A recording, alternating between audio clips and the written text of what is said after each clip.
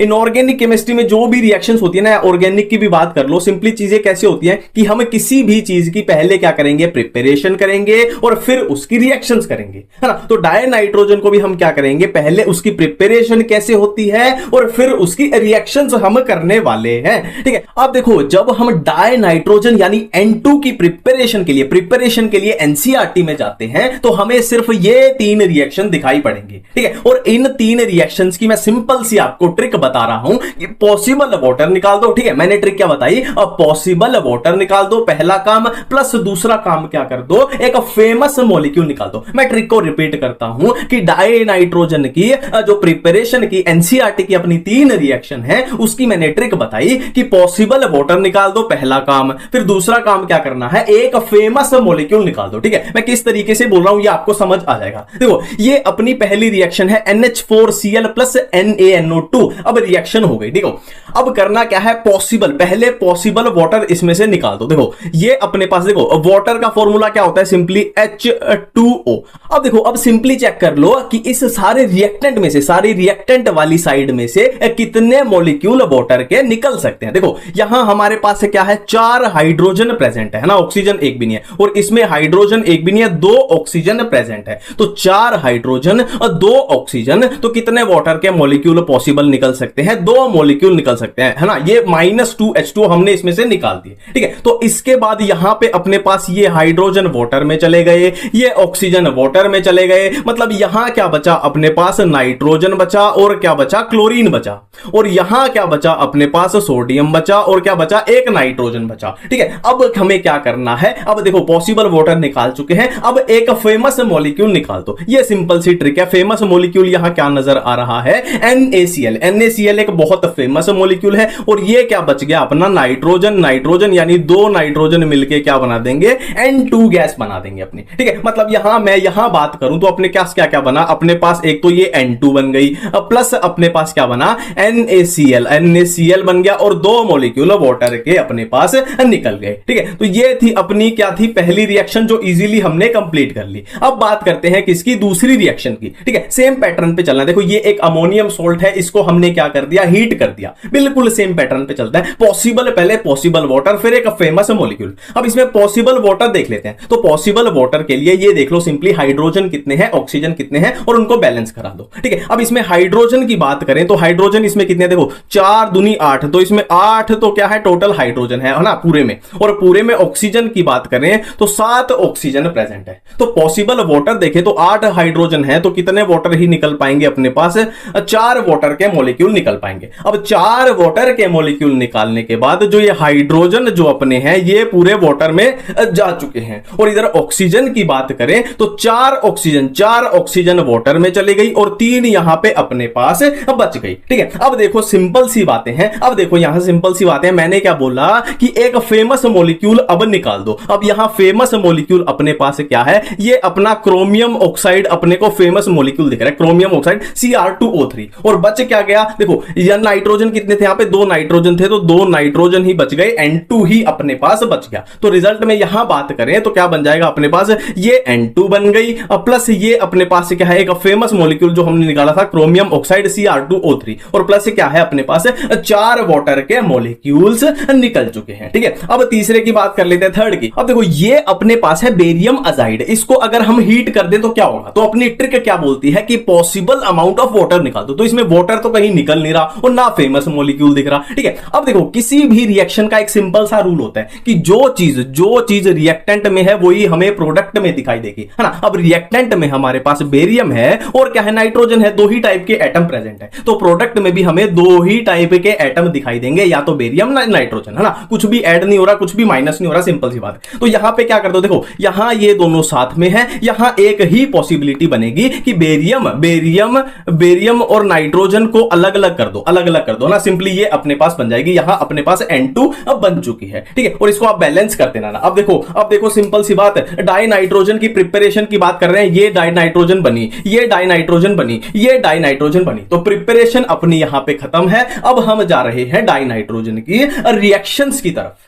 अब देखो हम डाई नाइट्रोजन की प्रिपरेशन अपनी कंप्लीट कर चुके हैं। अब हम करने वाले हैं डाई नाइट्रोजन की रिएक्शंस। ठीक है, देखो ये अपनी एनसीईआरटी में डाई नाइट्रोजन की रिएक्शन दी हुई है। ये die nitrogen, die nitrogen, die nitrogen और डाई नाइट्रोजन, इनको याद करने का सिंपल सा फंडा है। देखो सिंपल सी बात है, ये अपने रिएक्टेंट है, ये प्रोडक्ट है। तो सिंपल सा रूल है कि किसी भी रिएक्शन में जो रिएक्टेंट में होता है वही अपने को प्रोडक्ट में दिखेगा, है ना। सिंपल सा लॉजिक है यार। नींबू और पानी को मिलाओगे तो नींबू पानी ही तो बनेगा। तो लिथियम और नाइट्रोजन को मिलाओगे तो लिथियम नाइट्राइड बन जाएगा। मैग्नीशियम और नाइट्रोजन को मिलाओगे तो मैग्नीशियम नाइट्राइड बन जाएगा। नाइट्रोजन और हाइड्रोजन को मिलाओगे तो NH3 अमोनिया मिल जाएगा ना। देखो nitrogen hydrogen nitrogen hydrogen, simple सी बात है। नाइट्रोजन और ऑक्सीजन को मिलाओगे तो क्या है, नाइट्रोजन का ऑक्साइड मिल जाएगा। तो सिंपल सी बात है, लॉजिकल है। ठीक है,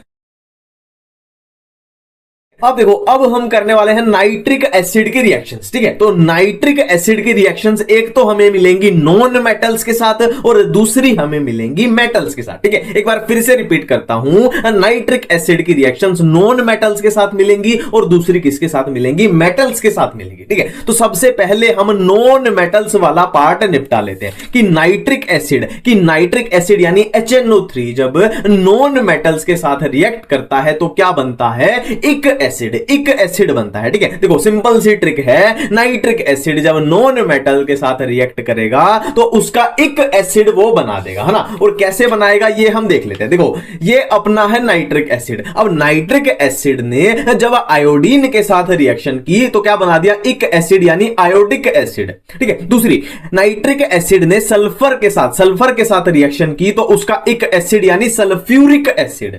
नाइट्रिक एसिड ने फॉस्फोरस के साथ रिएक्शन करी तो उसका एक एसिड बना देगा क्या, फॉस्फोरिक एसिड। तो ये बात हम पैक कर चुके हैं कि नाइट्रिक एसिड जब नॉन मेटल्स के साथ रिएक्ट करेगा तो उनके एक एसिड में उसको कन्वर्ट कर देगा, एक एसिड की फॉर्मेशन कर देगा। ठीक है, तो अपना नॉन मेटल्स वाला पोर्शन तो बिल्कुल ही क्लियर हो चुका है। ठीक है, अब हम करते हैं नाइट्रिक एसिड मेटल्स के साथ रिएक्शन कैसे करता है। ठीक है, हम क्या कर रहे हैं अभी कि रिएक्शंस विद मेटल, किसकी, नाइट्रिक एसिड की। नाइट्रिक एसिड का फॉर्मूला क्या है, हम सबको पता है, HNO3। ठीक है, अब यहां पे मेटल्स के साथ नाइट्रिक एसिड की रिएक्शन में आपको सिर्फ 3 बातें ध्यान रखनी है। मैं ये बात अपनी फिर से रिपीट करता हूं कि नाइट्रिक एसिड की हम मेटल्स के साथ रिएक्शन पढ़ रहे हैं और उसमें सिर्फ हमें 3 बातें ध्यान रखनी है, 3 बातें। अब ये 3 बातें कौन सी हैं ये हम देख लेते हैं। देखो पहली बात क्या है कि जो नाइट्रिक एसिड है वो नोबल मेटल्स के साथ रिएक्ट बिल्कुल भी नहीं करेगा। देखो सिंपल सी बात है यार, नोबल मेटल देखो, नोबल गैस ध्यान करो, नोबल गैस कौन सी होती है, नोबल गैस एलिमेंट कौन से होते हैं, जो किसी के साथ रिएक्ट नहीं करते, है ना। तो नोबल मेटल नाम से ही पता लग रहा है, नोबल है मतलब किसी के साथ रिएक्ट नहीं करेंगे। तो सीधी सी बात है यार, नाइट्रिक एसिड के साथ भी ये रिएक्ट नहीं करेंगे। और इसके एग्जांपल क्या दिए हुए एनसीईआरटी में, आप देख लेना कौन से दिए हुए, गोल्ड एंड प्लेटिनम, है ना। गोल्ड एंड प्लेटिनम अपने नोबल मेटल हैं, किसी के साथ रिएक्ट नहीं करते, तो किसी के साथ नहीं करते तो नाइट्रिक एसिड के साथ भी नहीं करेंगे, ना। इसका देखो लॉजिक है, याद मत करना, लॉजिक है। देखो गोल्ड के गहने बनते हैं और प्लेटिनम के भी गहने बनते हैं। क्यों बनते हैं, क्योंकि ये किसी के साथ रिएक्ट नहीं करते, है ना। आप सोच के देखो, मान लो किसी लड़की ने कानों में या नाकों में वो सोने वोने का कुछ गहना पहना और 1 महीने बाद वो रिएक्शन करके, किसी के साथ रिएक्शन करके कुछ और ही बन गया, है ना। इसीलिए तो इनके गहने बनते हैं कि ये किसी के साथ रिएक्ट नहीं करते, जैसे हैं वैसे ही रहते हैं, नोबल मेटल है। तो पहला पॉइंट तो अपना बिल्कुल क्रिस्टल क्लियर हो गया, मैंने अलग अलग एंगल से आपको ये याद करवा दिया। ठीक है, अब चलते हैं हम दूसरे पॉइंट पे। देखो जो एल्यूमिनियम होता है और क्रोमियम होता है ना, ये अपने ऊपर ऑक्साइड की फिल्म्स बना लेते हैं। मैं एक बार फिर से रिपीट करता हूं, जो एल्यूमिनियम है या क्रोमियम है, ये अपने ऊपर क्या बना लेते हैं, ऑक्साइड्स की क्या बना लेते हैं, फिल्म्स बना लेते हैं। अब ये ऑक्साइड की फिल्म्स इनके ऊपर बन जाएगी तो नाइट्रिक एसिड इनके साथ रिएक्ट नहीं कर पाएगा। ठीक है, पहला हमने किया था नोबल मेटल के साथ रिएक्ट नहीं करेगा, और दूसरा हमने किया था कि ऐसे मेटल्स जो ऑक्साइड की फिल्म्स अपने ऊपर बना लेंगे उनके साथ भी नाइट्रिक एसिड रिएक्ट नहीं करेगा। कौन से, एल्यूमिनियम और अपना क्रोमियम हो गया। ठीक है, अब थर्ड पॉइंट क्या कहता है कि नाइट्रिक एसिड की जिंक के साथ एंड कॉपर के साथ रिएक्शन कैसे याद करें। अब देखो, अब हम क्या कर रहे हैं, नाइट्रिक एसिड की जिंक एंड कॉपर के साथ रिएक्शंस देख रहे हैं, ठीक है। ये बहुत इंपॉर्टेंट पार्ट है ना, या आप फिर बोल लो कि ये सबसे इंपॉर्टेंट पार्ट है रिएक्शंस का, ठीक है। देखो आप देखो, और कॉपर के साथ हम डाइल्यूट नाइट्रिक एसिड की रिएक्शन कराएंगे और कंसंट्रेटेड की कराएंगे, है ना। और सेम इसी तरीके से जिंक के साथ भी हम डाइल्यूट की भी कराएंगे और कंसंट्रेटेड की भी कराएंगे, है ना। फ्लो पकड़ो कि कॉपर के साथ हमने डाइल्यूट नाइट्रिक एसिड की भी कराई और कंसंट्रेटेड की भी कराई, और इसी तरह से जिंक के साथ भी हमने डाइल्यूट नाइट्रिक एसिड की भी कराई और कंसंट्रेटेड की भी कराई, ठीक है। अब देखो, याद करने का तरीका बताता हूं। देखो, कॉपर हो या जिंक हो, पहली बात। दूसरी बात, डाइल्यूट हो या कंसंट्रेटेड हो, है ना। पहले हम वो चीजें निकाल लेते हैं कि जो सब में बनेंगी, सब में कॉमन है। जैसे कि मेटल नाइट्रेट, जैसे कि मेटल नाइट्रेट, मेटल नाइट्रेट मतलब copper nitrate, copper nitrate, zinc nitrate, zinc nitrate, ठीक है। चाहे डाइल्यूट हो चाहे कंसंट्रेटेड हो, कुछ भी हो, मेटल नाइट्रेट तो बनेगा। कॉपर के केस में कॉपर नाइट्रेट, जिंक के केस में जिंक नाइट्रेट। ये बात तो अपनी क्लियर हो चुकी है ना, सब में कॉमन है। दूसरी बात क्या है, सब में आप क्या करो, पानी निकाल दो, सब में पानी निकाल दो, चाहे डाइल्यूट है चाहे कंसंट्रेटेड, है ना। तो ये चीजें तो सब में कॉमन आ गई, क्या, मेटल नाइट्रेट और पानी। हमें कुछ नहीं देखना, ना डाइल्यूट देखना ना कंसंट्रेटेड, ठीक है। अब आती है मजे की बातें, अब आती है मजे की बातें कि जहां से क्वेश्चन बनेगा कंफ्यूजन वाला पार्ट, कि किसमें NO बनेगा, किसमें NO2, किसमें N2O, किसमें NO2, ठीक है। देखो सिंपल सी बात है, जहां जहां आपको कंसंट्रेटेड दिखे ना, जहां आपको कंसंट्रेटेड दिखे, चाहे कॉपर हो चाहे जिंक हो, वहां पे NO2 को निकाल दो, वहां पे NO2 को निकाल दो, है ना। NO2 में नाइट्रोजन की ऑक्सीडेशन स्टेट +4 होगी, +4 होगी। मैंने क्या बोला कि जहां भी आपको कंसंट्रेटेड नाइट्रिक एसिड दिख गया, तो चाहे कॉपर है चाहे जिंक है, आप NO2 को निकाल दोगे। पहली बात क्लियर है। अब बात करते हैं डाइल्यूट की।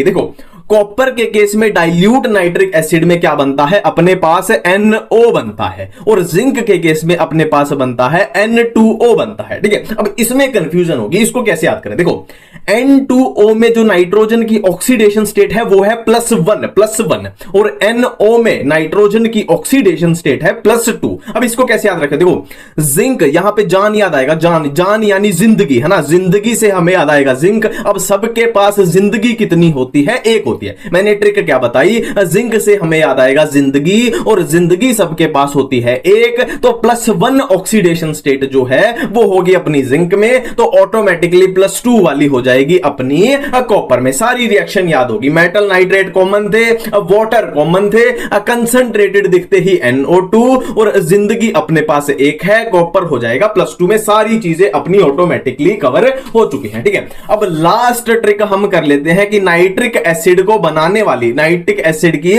प्रिपरेशन के लिए कौन सी प्रोसेस यूज होती है। देखो, नाइट को बाहर ओस गिरती है। देखो फिर से वही लॉजिकल ट्रिक है, एक दो बार करोगे पक्का हमेशा के लिए याद हो जाएगी, थोड़ी लॉजिकल है। देखो, नाइट को बाहर ओस गिरती है, मतलब रात को, नाइट मतलब रात को, बाहर मतलब बाहर। आप जाके देखोगे, घास में देखोगे ना सुबह, तो ओस गिरी हुई मिलती है। ओस तो सबको पता है ना क्या होती है। तो नाइट को बाहर ओस गिरती है। अब नाइट से हमें याद आएगा नाइट्रिक एसिड, नाइट से याद आया नाइट्रिक एसिड, बाहर से याद आया बर्कलैंड आइड प्रोसेस, और ओस से याद आया ओस्टवाल्ड प्रोसेस। मतलब नाइट्रिक एसिड की प्रिपरेशन के लिए जो अपने पास प्रोसेस होंगी, कौन सी, Birkeland Eyde process and Ostwald process.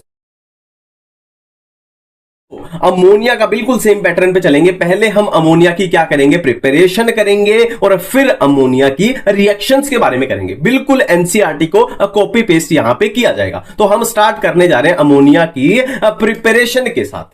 देखो, हम बात कर रहे हैं अमोनिया को प्रिपेयर करने की, ठीक है। तो अमोनिया को प्रिपेयर करने की एनसीईआरटी में 3 रिएक्शन दी हुई हैं, ठीक है। तो सबसे हम पहले बात कर रहे हैं, हम अपनी पहली रिएक्शन की बात कर रहे हैं। देखो, हमें करना क्या है, हमें इस रिएक्शन में करना क्या है, हमें अमोनिया को प्रिपेयर करना है। हमें किसको, अमोनिया को प्रिपेयर करना है। तो थोड़ा सा जनरल नॉलेज, जनरल सेंस लगा लेते हैं कि अमोनिया के अंदर एक तो नाइट्रोजन है, एक अपने पास हाइड्रोजन है। तो हम करते क्या है, नाइट्रोजन को और हाइड्रोजन को जोड़ देते हैं, अपने पास अमोनिया बन जाएगी, है ना। अब इसको आप बैलेंस इजीली कर सकते हो। और इसी को हम क्या बोलते हैं, इसी प्रोसेस को हम बोलते हैं क्या, हेबर प्रोसेस बोलते हैं। ये पहली रिएक्शन अपनी क्लियर है ना। इसमें फिर भी कंफ्यूजन हो जाए तो एक ट्रिक याद रखना, फिर भी आपको कंफ्यूजन हो जाए तो एक ट्रिक याद रखना, हार्मोनियम।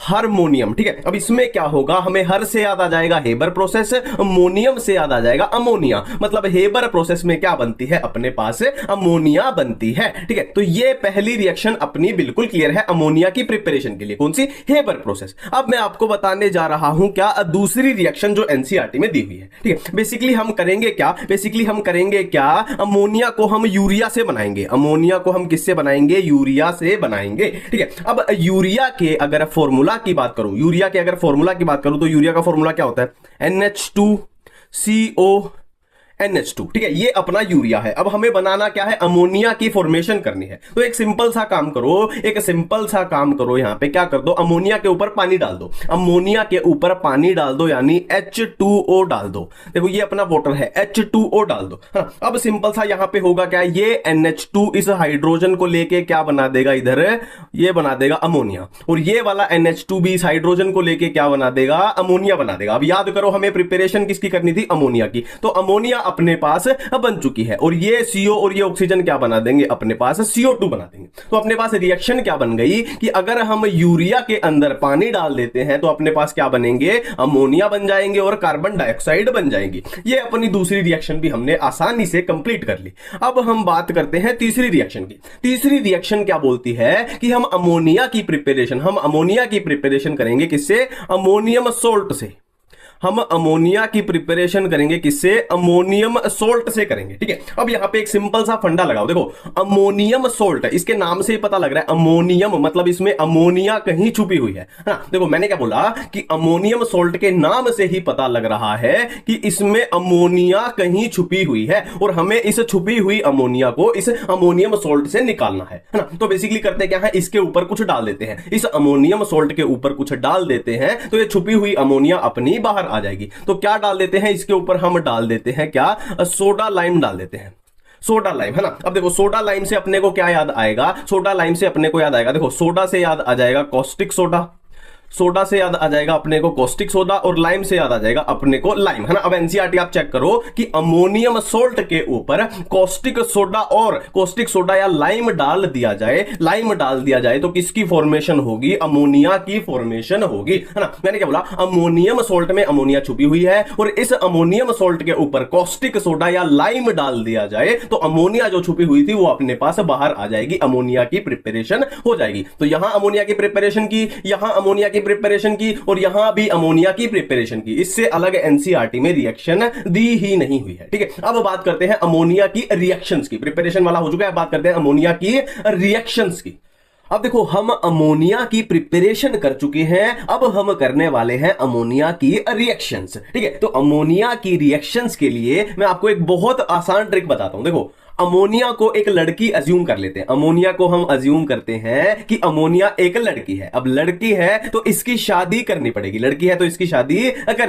तो अमोनिया के लिए जो कि एक शादी के लायक लड़की है, उसके लिए दो लड़कों के रिश्ते आए, है ना, दो लड़कों के, एक तो मेटल का रिश्ता आया और एक मेटल सोल्ट का रिश्ता आया। ठीक है, अब अमोनिया जो एक लड़की है इसके पास शादी के लिए दो ऑप्शन है, तो ये किसको चूज करे, इसको कंफ्यूजन है। ठीक है, तो सिंपल सी बात है, देखो यार मेटल जो ये मेटल सोल्ट है इसका तो पहले से सोल्ट के साथ चक्कर चल रहा है। देखो ये मेटल बेचारा सिंगल है और इस मेटल का पहले से किसी के साथ चक्कर चल रहा है, किसके साथ, सोल्ट के साथ चक्कर चल रहा है। तो जाहिर सी बात है ये लड़की किसको चूज करेगी, इसको चूज करेगी, क्योंकि ये बेचारा सिंगल है और इसका पहले से किसी के साथ चक्कर चल रहा है, तो इसको वो रिजेक्ट कर देगी। रिजेक्ट मतलब इसको बोल देगी ओ सॉरी, है ना, इसको मेटल सोल्ट को क्या बोल देगी, अमोनिया की, ओ सॉरी मैं तुम्हारे साथ शादी नहीं कर सकती, है ना। और क्या है, इस मेटल के साथ जो कि बेचारा सिंगल था, इसके साथ वो कॉम्प्लेक्स कंपाउंड बना के जिंदगी भर खुशी खुशी रहेगी, है ना। तो बेसिकली अपनी एनसीईआरटी की रिएक्शन आप खोल सकते हो। अभी एनसीईआरटी की रिएक्शन आप खोल लो, आपको सारी चीजें क्लियर हो जाएंगी। देखो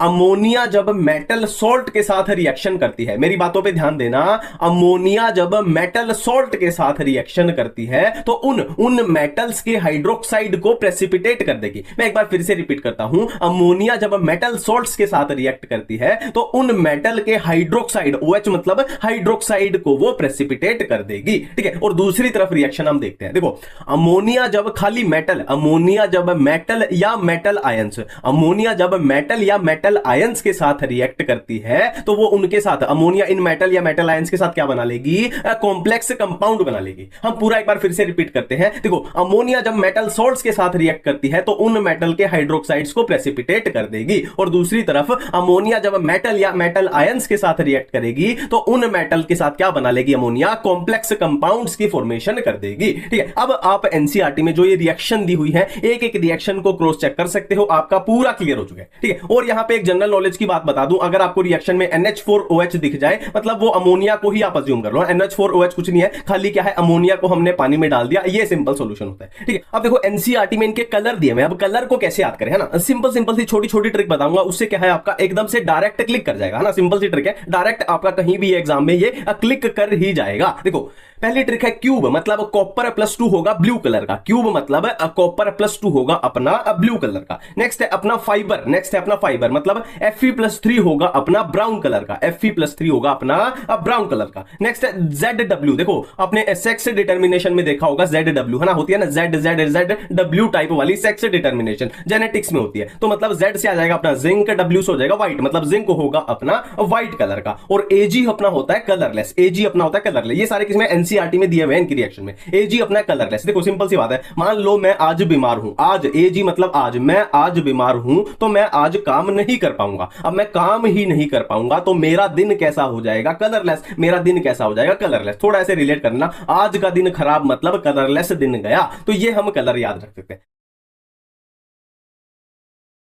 डाई ऑक्सीजन के बारे में अपनी एनसीईआरटी में जो भी रिएक्शंस दी हुई हैं उनको कैसे याद करें, है ना, उसको बिल्कुल सिंपल तरीके से याद करेंगे। देखो डाई ऑक्सीजन का फॉर्मूला क्या होता है, O2 होता है, सबको ये बात पता है। ठीक है, बिल्कुल बेसिक पैटर्न से चलेंगे कि हम क्या करेंगे, पहले हम डाई ऑक्सीजन की प्रिपरेशन कर लेंगे, फिर डाई ऑक्सीजन की केमिकल रिएक्शंस कर लेंगे। बिल्कुल हम एनसीईआरटी को फॉलो करेंगे। तो सबसे पहले हम करेंगे डाई ऑक्सीजन की प्रिपरेशन, फिर करेंगे केमिकल रिएक्शन। ठीक है, देखो डाई ऑक्सीजन की प्रिपरेशन देखने जब आप एनसीईआरटी में जाओगे तो आपको 3 टाइप की रिएक्शंस मिलेंगी, 3 टाइप की। ठीक है, बिल्कुल ठीक है, इन तीनों को हम बारी बारी से करने वाले हैं। देखो इसका पहले मैं आपको लॉजिक बता देता हूं। लॉजिक देखो, हमें क्या करना है, डाई ऑक्सीजन की प्रिपरेशन करनी है ना। इसका सीधा सीधा मतलब क्या है, हमें क्या चाहिए, हमें डाई ऑक्सीजन चाहिए। ठीक है, अब डाई ऑक्सीजन हम किससे लेंगे, तो सीधी सी बात है, जिसके पास डाई ऑक्सीजन बहुत सारी, मतलब जिसके पास ऑक्सीजन बहुत सारी पड़ी है, हम उसके पास जाके बोलेंगे कि भाई हमें ऑक्सीजन चाहिए और हमें ऑक्सीजन दे दो। सिंपल सी बात है। ठीक है, तो पहला मेथड हम करने जा रहे हैं। देखो मैंने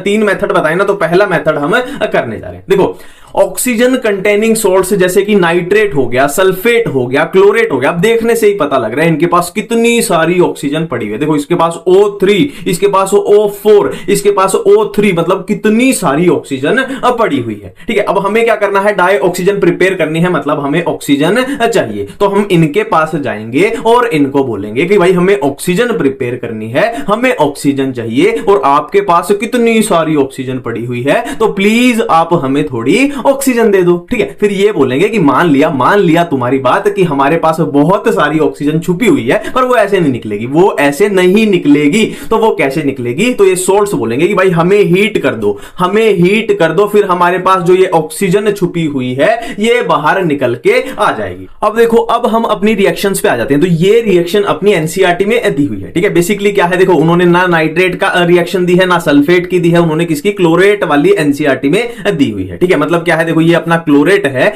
इसको हमने हीट किया तो क्या है, इसके पास बहुत सारी जो ऑक्सीजन छुपी हुई है वो यहां बाहर आ जाएगी अपने पास, और ऑक्सीजन की अपने पास ये प्रिपरेशन हो चुकी है। तो ये तो हो गया पहला मेथड कि जिसके पास, जिस सॉल्ट के पास बहुत सारी ऑक्सीजन है उसको हमने हीट कर दिया। ठीक है, अब आ रहे हैं हम किस पे, अपने दूसरे मेथड पे आ रहे हैं। अब हम आ रहे हैं अपने दूसरे मेथड पे, ये क्या बोलता है, बाई H2O2 डीकंपोजिशन। अब सिंपल सी बात है यार, देखने से ही पता लग रहा है कि H2O2 मतलब क्या, इसके पास बहुत सारी ये ऑक्सीजन छुपी हुई है, ऑक्सीजन छुपी है। तो हम क्या करेंगे, इसको डीकंपोज कर लेंगे और उस छुपी हुई ऑक्सीजन को बाहर निकाल लेंगे। देखो हमने क्या किया, H2O2 को डीकंपोज कर दिया तो ऑक्सीजन बाहर आ गई। ठीक है, अब मेरे जैसे जो एवरेज बच्चे होते हैं ना, वो क्या करेंगे इस रिएक्शन में कि ऑक्सीजन बाहर आ गई तो बच गया क्या, हाइड्रोजन बच गया, है ना। बट यहां ध्यान रखना है, H2O2 की डीकंपोजिशन में हमें ऑक्सीजन प्लस वाटर मिलता है, यहां पे H2 मत निकाल देना, पक्का मेरे जैसे बच्चे ये गलती करेंगे। ठीक है, तो कोई बात बात नहीं, ये अपना दूसरा मेथड हो गया, बिल्कुल सिंपल है। ऑक्सीजन छुपी हुई है तो हमने डीकंपोज करके निकाल ली। वही बेसिक पैटर्न है कि जिसके पास ऑक्सीजन है उससे हमने ऑक्सीजन ले ली, ठीक है। अब आ रहे हैं हम अपने तीसरे मेथड पे। तीसरा मेथड थोड़ा सा टेक्निकल है ना, वैसे कुछ डरावना नहीं है, कोई दिक्कत वाली बात नहीं है, सब चीजें समझ आएंगी। देखो,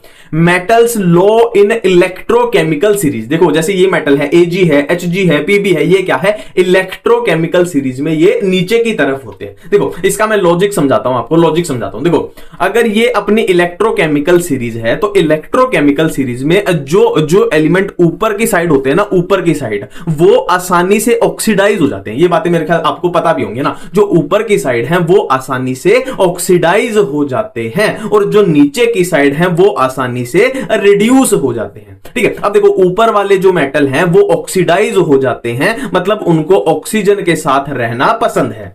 अब नीचे वाले मेटल हैं वो क्या है, इजीली रिड्यूस होंगे, मतलब उन्हें ऑक्सीजन के साथ रहना पसंद नहीं है, तो अब इतना कंक्लूजन निकाल लिया कि जैसे Ag है, Hg है, Pb है, ये क्या है, इलेक्ट्रोकेमिकल सीरीज में नीचे की तरफ होते हैं, मतलब इन्हें ऑक्सीजन के साथ रहना बिल्कुल भी पसंद नहीं है, ठीक है। तो इनके ऑक्साइड हैं, देखो जैसे Ag का ऑक्साइड है, Hg का ऑक्साइड है, Pb का ऑक्साइड है ना, इनको क्या है, ऑक्सीजन के साथ रहना पसंद नहीं है, तो ये क्या करेंगे, ऑक्सीजन को लूज कर देंगे ना। क्यों कर देंगे, क्योंकि इनको खुद को क्या करना है, रिड्यूस होना है ना। देखो यहां पे ये रिड्यूस हो रहे हैं, इनको क्या होना है, इनको इजीली रिड्यूस होना है, ऑक्सीजन के साथ रहना पसंद नहीं है, तो अपनी ऑक्सीजन ये लूज कर देंगे। ये तीसरा मेथड हो गया, है ना। तो यहां पे अपने डाई ऑक्सीजन की प्रिपरेशन खत्म हो चुकी है, एनसीईआरटी में आप चेक कर लो, कोई भी दिक्कत नहीं आएगी, बिल्कुल आसान तरीके से किया। अब हम आते हैं रिएक्शंस की तरफ। अब रिएक्शंस को मैंने क्या किया है, रिएक्शंस को मैंने दो पार्ट में डिवाइड कर दिया है, दो पार्ट में। पहला पार्ट में तो कुछ भी नहीं है, सिर्फ आपको क्या करना है ना, देखना है और लिखना है, डायरेक्ट ही अपने आप हो जाएंगे ना, बिल्कुल देखते ही हो जाएंगे। देखो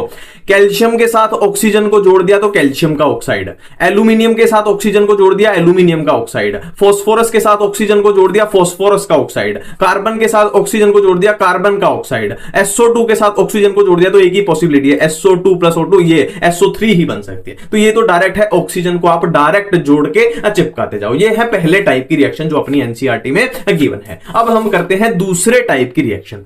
दूसरे टाइप की रिएक्शन क्या बोलती है, देखो CH4 plus O2 CO2 plus H2O और एक ये वाली रिएक्शन है HCl वाली, ठीक है। अब इसमें लॉजिक समझो। देखो ये वाली जो हमने रिएक्शंस की थी, आप इस साइड देखो, रिएक्टेंट वाली साइड कहीं भी अपने को हाइड्रोजन नहीं दिखा ना, रिएक्टेंट वाली साइड कहीं भी अपने को हाइड्रोजन नहीं दिखा। अब यहां पे हाइड्रोजन ही एब्सेंट है, तो जाहिर सी बात है प्रोडक्ट में कहीं भी वाटर नहीं बनेगा, है ना। वाटर बनेगा हाइड्रोजन से तो बनेगा, तो यहां पे हाइड्रोजन ही नहीं है, तो वाटर भी प्रोडक्ट में नहीं मिलेगा। और यहां पे देखो इसके पास हाइड्रोजन है, इसके पास यहां HCl में भी क्या है, हाइड्रोजन है, हाइड्रोजन मतलब अपने को प्रोडक्ट में वाटर तो दिखेगा। ये तरीका है याद करने का, वाटर तो दिखेगा ना, वाटर को निकाल दिया। अब इसमें से आप H2O को निकाल दोगे तो बचेगा क्या, कार्बन डाइऑक्साइड ही बचेगा, और कुछ बचे नहीं सकता, ठीक है। इसमें से आप H2O को निकाल दोगे, देखो इसमें से आप H2O को निकाल के देख लो, बचेगा क्या, आपके पास क्लोरीन ही बचेगा और कुछ बच ही नहीं सकता, ठीक है। बिल्कुल सिंपल तरीके से हमने सारी चीजें कर लिया ना, थोड़ा सा भी अपना एफर्ट नहीं लगा, ऑटोमेटिकली सारी चीजें बनती चली गई। एनसीईआरटी को आप किसी भी टाइम चेक कर सकते हो।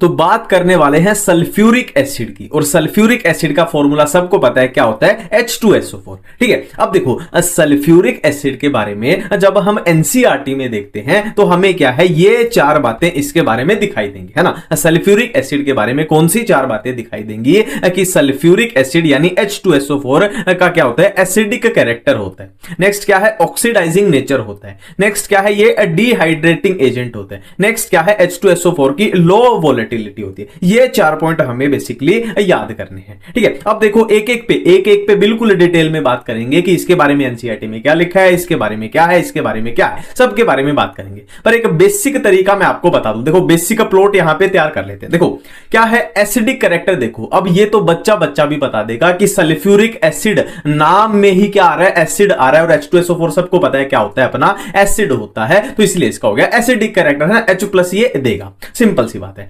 नेक्स्ट पॉइंट अपना क्या है, ऑक्सीडाइजिंग नेचर। तो भाई सिंपल सा लॉजिक है, देखो H2SO4। अब H2SO4 में आप सल्फर की ऑक्सीडेशन स्टेट देखोगे तो कितनी मिलेगी? अब +6 मिलेगी। मतलब क्या है, सल्फर जो है वो +6 से ज्यादा नहीं जा सकता, है ना, इससे नीचे ही गिर सकता है। नीचे कहां गिरेगा? +4 में गिर जाएगा, +2 में गिर जाएगा, यहां सल्फर गिर सकता है। तो सिंपल सी बात है, सल्फर जो है वो रिड्यूस ही हो सकता है। अब ये खुद रिड्यूस करेगा, है ना, खुद रिड्यूस होगा तो दूसरों को क्या कर देगा? ये ऑक्सीडाइज कर देगा। ये सिंपल सा अपने को फंडा पता है ना। तो खुद रिड्यूस होगा, दूसरों को ऑक्सीडाइज करेगा, तो सल्फ्यूरिक एसिड अपना हो जाता है क्या? ऑक्सीडाइजिंग नेचर का हो जाता है। यह भी बात अपने को समझ में आ चुकी है। ठीक है, अब ये 2 पॉइंट कैसे याद करें, इसका एक सिंपल सा फंडा बताता हूं। देखो, डिहाइड्रेटिंग एजेंट क्या होता है? तो दूसरों से पानी को खींच लेगा। डिहाइड्रेटिंग एजेंट क्या है? मतलब जो दूसरों से क्या करेगा? पानी को एक तरीके से सुखा देगा। और लो वोलेटिलिटी क्या होती है? देखो, वोलेटाइल क्या होता है? जो उड़ जाए, है ना। इसकी मैं ट्रिक बताता हूं दोनों को याद रखने की। देखो, इसकी सिंपल सी ट्रिक क्या याद रखनी है कि जो H2SO4 है ना, जो सल्फ्यूरिक एसिड है, उसको बहुत सारा प्यार है। प्यार मतलब ये दिल है, समझ जाना, ये प्यार का निशान है, दिल जो है ना। इसको बहुत सारा प्यार है, किससे? वाटर से बहुत सारा प्यार है। ठीक है, मैंने क्या बोला कि अपने H2SO4 यानी सल्फ्यूरिक एसिड को बहुत सारा प्यार है, किससे? अब पानी से। ठीक है, अब पानी से प्यार है तो सिंपल सी बात है, ये अपना पानी किसी को नहीं देगा। ये अपना पानी, ट्रिक बता रहा हूं याद करने की, ये अपना पानी किसी को नहीं देगा, पहली बात। दूसरी बात क्या है, इसको किसी के पास पानी दिख जाए तो ये भागा भागा जाएगा और उसका पानी छीन के ले आएगा। ये सिंपल सा है। अब देखो, अपना पानी किसी को नहीं देगा मतलब लो वोलेटिलिटी, है ना। वोलेटाइल क्या होता है? जो जिसका पानी उड़ जाए, है ना। बेसिकली ट्रिक बता रहा हूं कि जिसका पानी उड़ जाए जल्दी, वो होता है ज्यादा वोलेटाइल। लो वोलेटाइल मतलब जिसका पानी ना उड़ पाए। ना उड़ पाए मतलब ये अपना पानी किसी को नहीं देगा। डिहाइड्रेटिंग एजेंट क्या है? अगर इसको किसी के भी पास पानी दिख गया तो ये पानी से इतना प्यार करता है कि उसका पानी क्या कर लेगा? छीन लेगा। छीन लेगा मतलब उससे पानी को निकाल के बाहर फेंक देगा ना। डिहाइड्रेटिंग एजेंट है अपना ये। ठीक है, तो सारी चीजें अपने को याद हो चुकी है। अब हम एक एक करके बात करेंगे, इस पे, है ना। जो भी अपनी एनसीईआरटी में रिएक्शन जो भी दी हुई है, सब पे हम बात कर लेते हैं। ठीक है, मैंने कहा यहां पे एक ये तैयार कर लेते हैं कि H2SO4 के हमने 4 चीजें देखी: acidic character, oxidizing nature, dehydrating agent और लो वोलेटिलिटी। तो सबसे पहले हम बात करने वाले हैं एसिडिक कैरेक्टर की। अब देखो, ये अपना क्या है? H2SO4 है। ये अपना है H2SO4। ठीक है, अब देखो एसिड क्या होता है? हमें पता है H2SO4 सल्फ्यूरिक एसिड एक एसिड है। अब एसिड क्या होता है? जो H+ को दे दे, डोनेट कर दे। ठीक है, तो इसने H+ दे दिया तो बच क्या जाएगा? एक H+ देगा तो क्या बच जाएगा? ये HSO4-। ठीक है, और मैं आगे बात करूं कि ये भी आगे क्या करे? एक H+ दे दे तो क्या बच जाएगा? इसमें अपना सल्फेट आयन बच जाएगा, SO4-2। ये अपना है ना, यही क्या है? अपना एसिडिक कैरेक्टर शो है। यही क्या है? एसिडिक कैरेक्टर शो है सल्फ्यूरिक एसिड का, है ना। इसने क्या किया? अल्टीमेटली 2 H+ क्या कर दिया? डोनेट कर। तो ये हो गया अपना क्या है? बेसिकली एसिडिक कैरेक्टर वाला पॉइंट अपना क्लियर हो गया। नेक्स्ट पॉइंट अपना क्या है? ऑक्सीडाइजिंग नेचर वाला। इस पे अब ऑक्सीडाइजिंग नेचर वाले पॉइंट पे हम अच्छे से बात करने वाले हैं।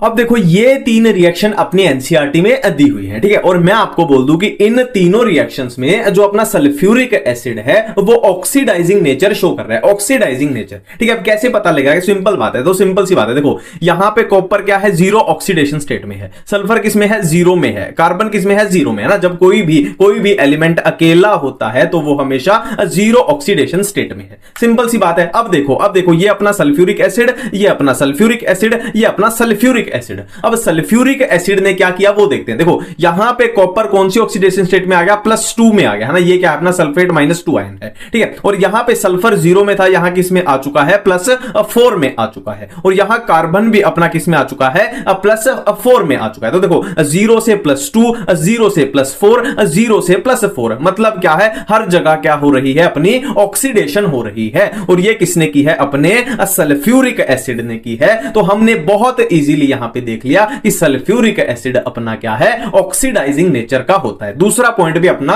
क्लियर है। अब तीसरा पॉइंट देख लेते हैं कि सल्फ्यूरिक एसिड क्या होता है? डिहाइड्रेटिंग एजेंट होता है। मतलब क्या है? एक तरीके से पानी को निचोड़ देगा, पानी को निकाल देगा। किसमें से? जिसके साथ भी हम इसकी रिएक्शन कराएंगे।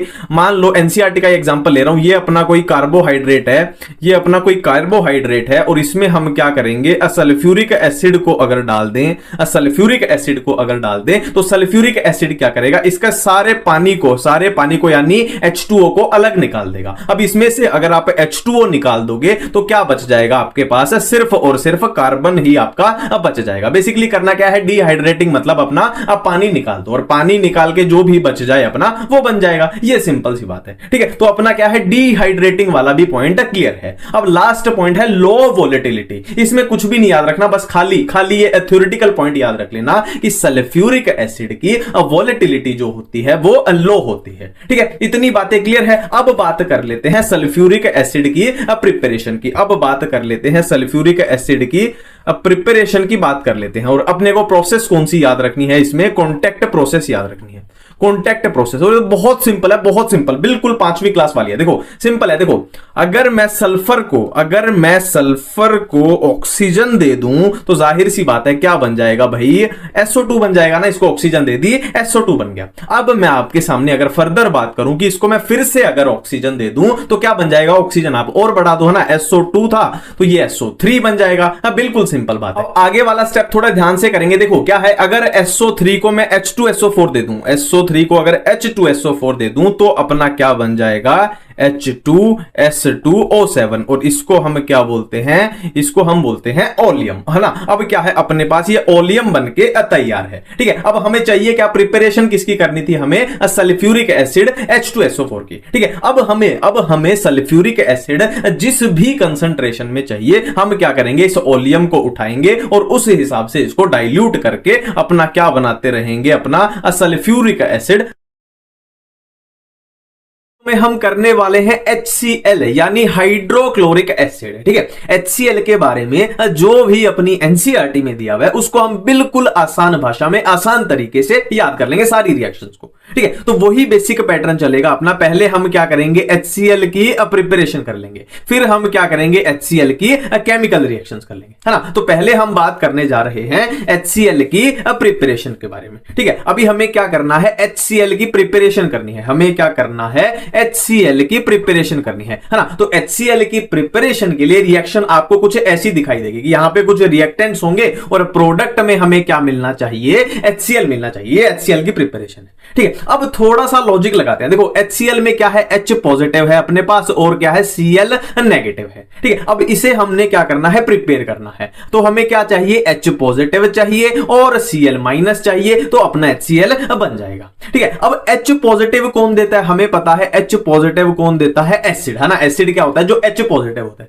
तो H पॉजिटिव तो हम किसी एसिड से ले लेंगे। फॉर एग्जांपल मान लो हम H पॉजिटिव ले लेंगे अपने H2SO4 से ले लेंगे। H2SO4 के पास बहुत सारे H प्लस हैं तो यहां से हम H प्लस ले लेंगे। अब बात करते हैं Cl नेगेटिव की। अब बात करते हैं Cl नेगेटिव। देखो जो Cl नेगेटिव देते हैं, आप सोच के बताओ अपनी केमिस्ट्री में सबसे फेमस जो कंपाउंड है वो कौन से हैं, है ना। सबसे फेमस वाले जिनके पास क्लोरीन होता है कौन से हैं, एक तो HCl है, एक NaCl है ना। यही दो अपने पास सबसे फेमस होते हैं, एक HCl एक NaCl, ठीक है। अब HCl को तो हमें पहले ही बनाना है तो HCl का यूज तो कर नहीं सकते, नहीं तो क्या है, दुनिया अपने को पागल बोलेगी कि HCl बनाने के लिए HCl का ही यूज कर रहे हैं, तो ये तो अपना यूज हो नहीं सकता। तो यूज कौन सा होगा, अपना NaCl यूज होगा, है ना। अब बेसिक क्या बना कि H प्लस है, H प्लस हम कहां से ले लेंगे, एसिड से ले लेंगे, और Cl माइनस हम कहां से ले लेंगे, NaCl से ले लेंगे, तो अल्टीमेटली अपना HCl बन जाएगा, ठीक है। मैंने क्या बोला, देखो ये यहां से मैं रब कर देता हूं पूरा।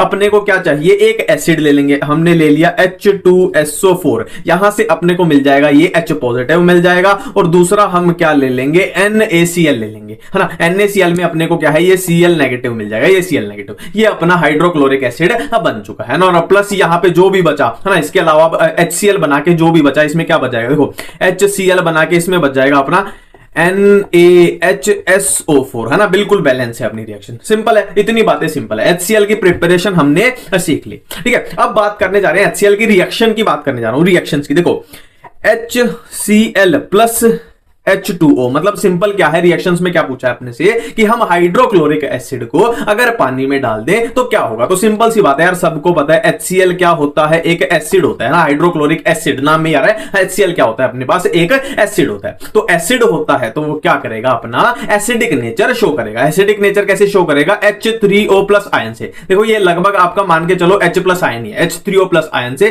और यहां प्लस क्या बच जाएगा, देखो H3O प्लस बचा के अपने पास क्या बच जाएगा, इधर अपने का पास क्या क्या बच जाएगा, क्लोरीन नेगेटिव बच जाएगा ना, H3O प्लस बना के अपने पास क्लोरीन नेगेटिव बच जाएगा। तो ये है इसका क्या है, एसिडिक नेचर यहां पे शो हो रहा है HCl का। ठीक है, ये एक सिंपल सी रिएक्शन है, एसिडिक नेचर है ना, एसिड होता है, सबको ये बात पता है। ठीक है, अब नेक्स्ट रिएक्शन आपके सामने मैं करने जा रहा हूं। देखो अगर क्या करो, अमोनिया और HCl की रिएक्शन करवा दी जाए तो क्या होगा, रिएक्शन करवा दी जाए तो क्या होगा। तो सिंपल सी बात है, दोनों को देखो, दोनों को क्या करो, ऐड कर दो, दोनों को क्या करो, ऐड कर दो। ऐड कैसे कर दो, NH4Cl, सिंपल सी बात है। देखो NH4Cl एक ही पॉसिबिलिटी बन रही है, दोनों को क्या करो, ऐड कर दो, है ना, सिंपली जोड़ कर दिया हमने, ये भी रिएक्शन अपनी सिंपल हो गई। अब देखो नेक्स्ट जो हम बात करने जा रहे हैं वो थोड़ी सी जरूरी बात है, थोड़ा यहां पे थोड़ा एक्स्ट्रा ध्यान देना। देखो गोल्ड है, प्लेटिनम है, हम सबको पता है गोल्ड है, प्लेटिनम है, इनके क्या बनते हैं, अपने गहने बनते हैं, और ये बहुत महंगे होते हैं, है ना, ये अपने क्या होते हैं, नोबल मेटल्स होते हैं, ये अपने नोबल मेटल्स होते हैं। इसका लॉजिक है, देखो हम सबको पता है गोल्ड और प्लेटिनम के गहने बनाए जाते हैं। अब गहने क्यों बनाए जाते हैं, क्योंकि ये नोबल मेटल है। नोबल मेटल मतलब क्या है कि ये किसी के साथ रिएक्शन नहीं करते, है ना, तभी तो इनके गहने बनते हैं। कि आज किसी लड़की ने, किसी औरत ने वो गहने पहने सोने के, तो वो 2 साल बाद भी वैसे ही होंगे ना, वो गोल्ड ही रहेगा, 5 साल बाद भी वो गोल्ड ही रहेगा ना। अगर ये रिएक्शन कर जाते, अगर ये नोबल मेटल्स ना होते, तो किसी ने मान लो 1 लाख रुपए का गले में कुछ पहना और वो 1 साल बाद रिएक्शन करके कुछ और बन गया, तो उसका तो नुकसान हो गया ना। तो इसीलिए तो ये महंगे होते हैं, ये नोबल मेटल्स हैं, किसी के साथ रिएक्शन नहीं करते, जैसे हैं वैसे रहेंगे, और इसलिए इनके गहने भी बनाए जाते हैं ना। अब ये इतनी चीजें मैंने आपको क्यों बताई, मैं एनसीईआरटी की चीजें अब आपको बोलने जा रहा हूं। देखो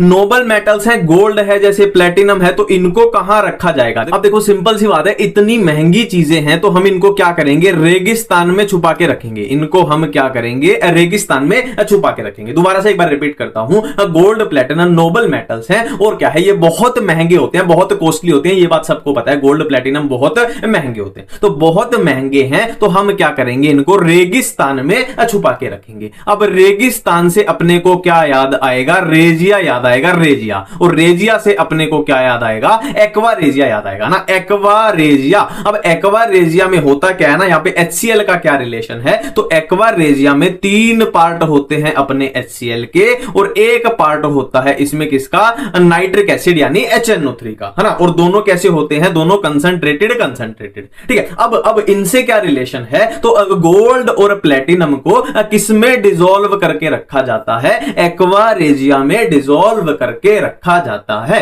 और एक्वा रेजिया अपना क्या है, 3 पार्ट है, कितने, कंसंट्रेटेड HCl के, और 1 पार्ट है कंसंट्रेटेड नाइट्रिक एसिड का। ये अपना पूरा क्वेश्चन बन गया। एक बार फिर से इसको जल्दी से बोलता हूं। देखो नोबल मेटल्स थे कौन से, गोल्ड और प्लेटिनम, बहुत महंगे होते हैं, बहुत कॉस्टली होते हैं। अब बहुत महंगे हैं तो इनको रेगिस्तान के अंदर छुपा के रखना पड़ेगा। रेगिस्तान से याद आएगा क्या, अपना रेजिया याद आ जाएगा, रेजिया से याद आएगा क्या, एक्वा रेजिया, है ना। और एक्वा रेजिया में क्या है, 3 पार्ट HCl के होते हैं और 1 पार्ट नाइट्रिक एसिड का होता है। ठीक है, अब एनसीईआरटी की लाइन क्या बोलती है कि गोल्ड और प्लेटिनम को क्या किया जाता है, नोबल मेटल्स हैं, इनको क्या किया जाता है, एक्वा रेजिया में डिसॉल्व करके रखा जाता है। ठीक है, इतनी बातें बिल्कुल ही क्लियर हो रही हैं। अब हम आगे बढ़ने जा रहे हैं।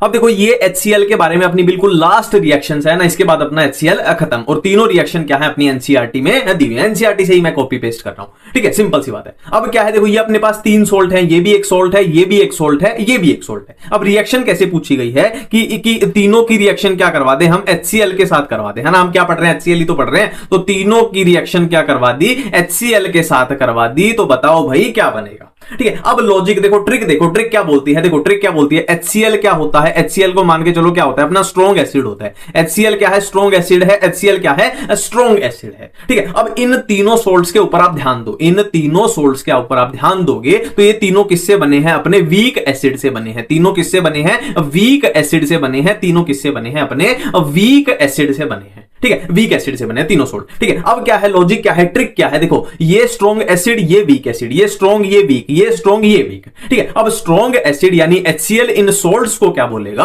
कि भाई स्ट्रॉन्ग एसिड तो मैं हूं, और ना, और सोडियम के साथ सोल्ट तुम बना के बैठे हो ना। HCl ने इनको क्या बोला कि भाई तुम्हारे आगे मेरी कोई औकात नहीं है, मैं इतना स्ट्रॉन्ग हूं ना, मैं बहुत ज्यादा स्ट्रॉन्ग हूं, तो तुम्हारी कोई औकात नहीं है कि तुम सोडियम के साथ बैठो, है ना। तो ये क्या करेगा, इनके सोडियम को उठा लेगा, ये क्या करेगा, इनके सोडियम को उठा के खुद सोल्ट बना देगा, है ना। इसके सोडियम को उठा के खुद सोल्ट बना देगा, है ना। तीनों में क्या निकल जाएगा, सोडियम का, है ना, ये क्लोरीन के साथ इधर अंदर सोल्ट बना दो, NaCl बन जाएगा। ठीक है, अब नेक्स्ट क्या बचा, नेक्स्ट क्या बचा, तो नेक्स्ट बचा अपना धुआं और पानी। नेक्स्ट क्या बचा अपना तीनों में, धुआं और पानी, है ना। पानी मतलब क्या है, तीनों में क्या करो, वाटर निकाल दो।